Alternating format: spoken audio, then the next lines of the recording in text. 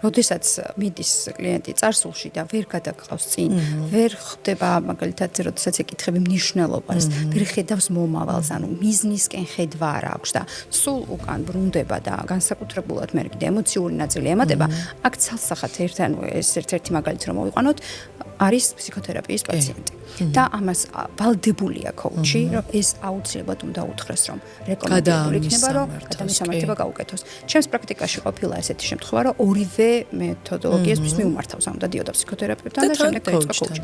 გადასარევი შედეგი იყო, გადასარევი.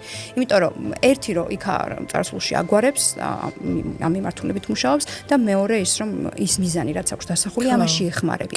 ოღონდ ეხმარები არა იმითი რომ რაღაცა შენ უკეთებ ლიდინგს ან რაღაც მიმართულებას არჩევებს აძლევ. არა, განსაკუთრებით რჩევებს არ აძლევ. არ შეიძლება რჩევის მიცემა ის თქვა კარგად. აუცილებლად, არავითარ შემთხვევაში არ შეიძლება რჩევის მიცემა. ძალიან მარტივი ახსნა აქ ამას ნახე, რატო არ შეიძლება რჩევის მიცემა. გარდა იმისა, რომ სტანდარტები არსებობს, ეთიკის ნორმა, საზღვრები არსებობს, ძალიან კარგად და მკაფიოდ გამიჯნული ICF-ის მიერ, გარდა ამის ყველაფერს თავიდან ადამიანური მომენტია. მაგალითად, აი შენ შემთხვევაში რომ ესე გავაკეთოთ.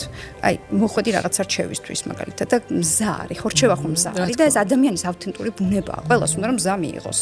და რა ვიცი, მოხვედი და გაინტერესებს რაღაც რჩევა, რომელიც გზად შეიძლება მე გავლილი მაქვს და რაღაცა მოგეწონა და ფიქრობ რომ შენც ესე გაიარე. და მე გითხარით ჩემი გზა. ეს ჩემი გაცნობიერებით მიღწეული გზა მოკეთ გაჩვენი.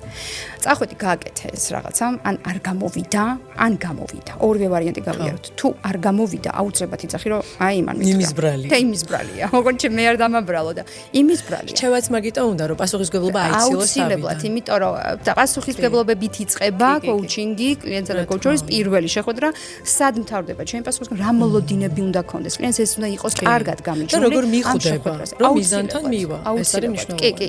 და შემდეგ მეორე ვარიანტი რო ავიღოთ, დავუშვათ მიხვედი იმ გზას და გაიარე. ის შედეგი, ის როგორ გითხრა, აღფრთოვანება ვერ გექნება, იმიტომ რომ არ იყოს შენი. ზუსტად. შეიძლება შენ უფრო მოკლე გზა იცოდე აქ მისასვლელად და სწორედ ეგ არის, რომ ყველა ადამიანი ინდივიდუალურია და უნიკალური. და უნიკალური, ყველა ადამიანი უნიკალურია და შესაბამისად გზაც უნიკალურია. ამიტომ აი ამ გზის აღმოჩენაში გეხმარება კოუჩი.